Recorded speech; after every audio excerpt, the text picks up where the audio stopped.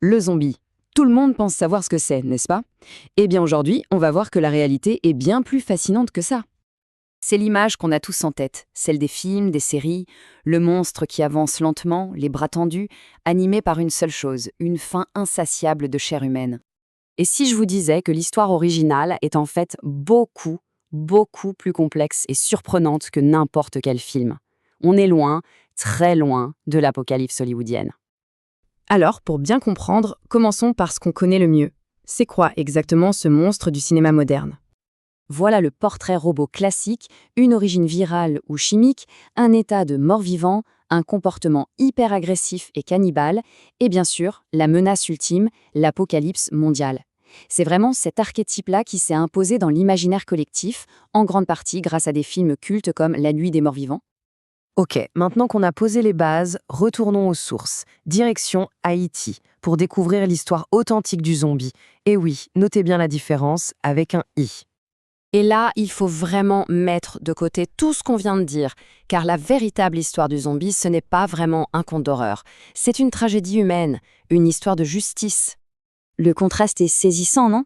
D'un côté, l'agresseur sans âme. De l'autre, en Haïti, le zombie est une victime. Ce n'est pas un monstre de fiction, mais une vraie figure culturelle. Il ne cause pas l'apocalypse, il symbolise le traumatisme de l'esclavage. Bref, le point crucial à retenir, c'est que le zombie originel n'est pas un ennemi à abattre, mais une personne punie, privée de son libre arbitre. Alors, d'où ça vient exactement? Eh bien, c'est un mélange fascinant. D'abord, des croyances africaines. Le mot lui-même, Nzambi, qui veut dire esprit ou fantôme. On ajoute à ça les savoirs des peuples des Caraïbes sur les plantes et les poisons. Et enfin, le plus important, le traumatisme de l'esclavage.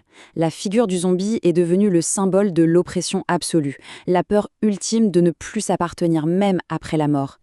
Cette citation de l'anthropologue Philippe Charlier est très éclairante. Elle nous dit que la zombification, en Haïti, n'est pas une maladie contagieuse, c'est une sanction sociale.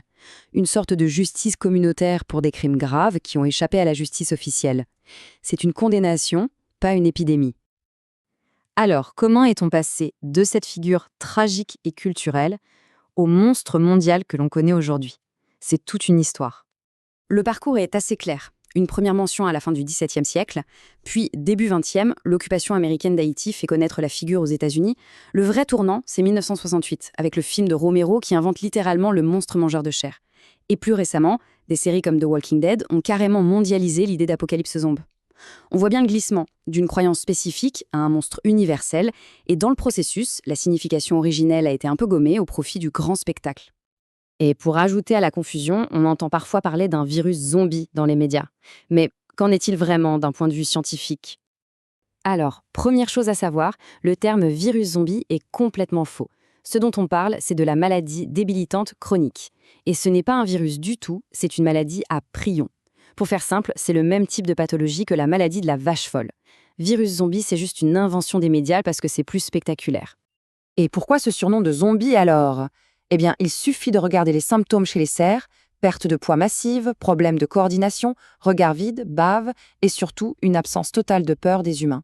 C'est cette apparence hébétée, désorientée qui leur a valu ce surnom.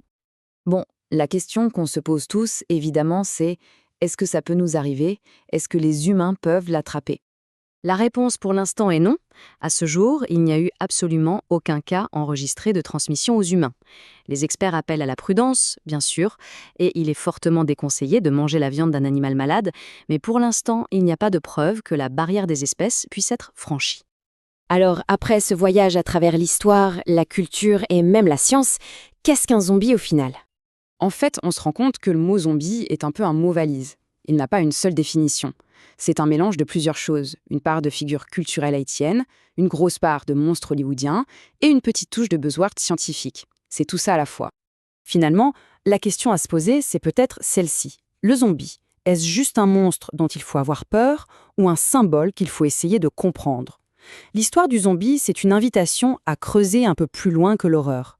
C'est un bon rappel que derrière nos monstres les plus populaires, il y a souvent des peurs et des réalités humaines bien concrètes.